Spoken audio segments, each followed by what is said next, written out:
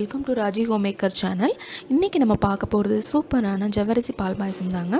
இந்த பால் பாயசம் பார்த்திங்கன்னா பார்க்குறதுக்கு எப்பவும் நம்ம செய்யக்கூடிய மெத்தடில் இருக்கிற மாதிரி தெரிஞ்சாலும் இதோட மெத்தடும் இதில் சேர்க்கக்கூடிய பொருட்களும் கம்ப்ளீட்டாக வித்தியாசமாகும். ரொம்பவே டேஸ்டியாகவும் இருக்கும். இந்த ரெசிபி பார்த்திங்கன்னா 15 நிமிஷத்தில் சட்டன் ரெடி பண்ணிடலாம். இந்த ரெசிபி உங்களுக்கு எந்த விசேஷ நாட்களில் செய்கிறதுக்கு அவசரமாக செய்கிறதுக்கு ஒரு சூப்பரான ஐடியாவாக இருக்கும். வீடியோக்குள்ளே போகிறதுக்கு முன்னாடி ராஜி ஹோம் மேக்கர் சேனலை சப்ஸ்கிரைப் பண்ணாதவங்க சப்ஸ்கிரைப் பண்ணிவிடுங்க.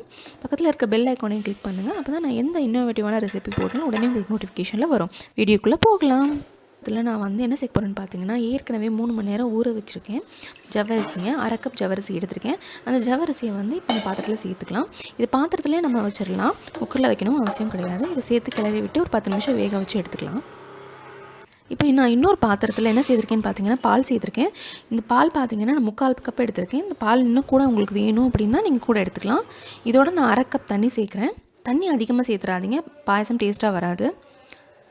இப்போ இதோட என்ன செய்திருக்கேன்னு பார்த்தீங்கன்னா, ஏற்கனவே வேக வச்சு எடுத்து வச்சுருக்கிற அந்த ஜவ்வரிசியை சேர்த்துடலாம். இதை நல்லா கிளறி விட்டுடுங்க, ஒன்றும் ஒட்டாமல் இருக்கணும். ஜவ்வரிசி பார்த்தீங்கன்னா 3/4 பங்கில் எடுத்துருங்க, ரொம்ப வேக வச்சிடாதீங்க, நல்லா இருக்காது.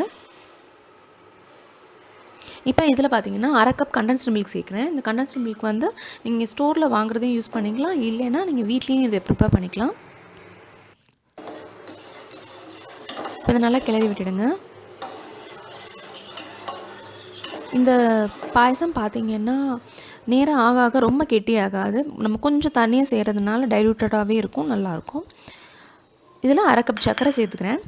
சர்க்கரை பார்த்திங்கன்னா உங்களோட டேஸ்ட்டுக்கு தகுந்தாப்போ நீங்கள் சேர்த்துக்கலாம். நல்லா கிளறி விட்டுடுங்க, சர்க்கரை நல்லா கரையட்டும். இப்போ இதோட நான் ஃப்ளேவருக்கு என்ன சேர்க்க போகிறேன் அப்படின்னு பார்த்தீங்கன்னா, 1/4 டீஸ்பூன் ரோஸ் எசன்ஸ் சேர்க்க போகிறேன்.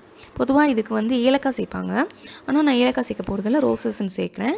இந்த ரோஸ் எசன்ஸ் தான் இந்த பாயசத்துக்கு ஒரு சூப்பரான ஃப்ளேவர் கொடுக்கும், வித்தியாசமாகவும் இருக்கும்.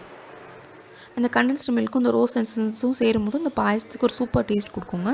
இப்போ நான் இன்னொரு பாத்திரத்தில் 2 டேபிள் ஸ்பூன் நெய் சேர்த்துருக்கேன்.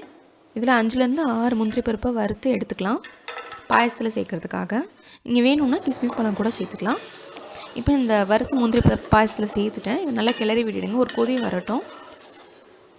ரொம்ப கெட்டியாக கிண்டிட வேணாம், அது பாயசம் மாதிரி இருக்காது.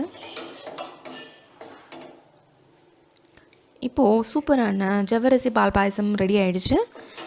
இந்த பால் பாயசம் பார்த்திங்கன்னா ஒரு அக்கேஷன்ஸ்க்கு சேர்க்கும்போது கொண்டு வரும்போது ரொம்பவே டேஸ்டியாக இருக்கும், வித்தியாசமாகவும் இருக்கும். இந்த வீடியோ உங்களுக்கு பிடிச்சிருக்கு அப்படின்னா ராஜி ஹோம் மேக்கர் சேனலில் லைக் பண்ணுங்கள், ஷேர் பண்ணுங்கள், சப்ஸ்கிரைப் பண்ணுங்கள். இந்த மாதிரியான உங்களோட கமெண்ட்ஸ் தான் எனக்கு புதுசாக இன்னோவேட்டிவான ரெசிபிஸ் போடுறதுக்கு எனக்கு என்கரேஜிங்காக இருக்கும்.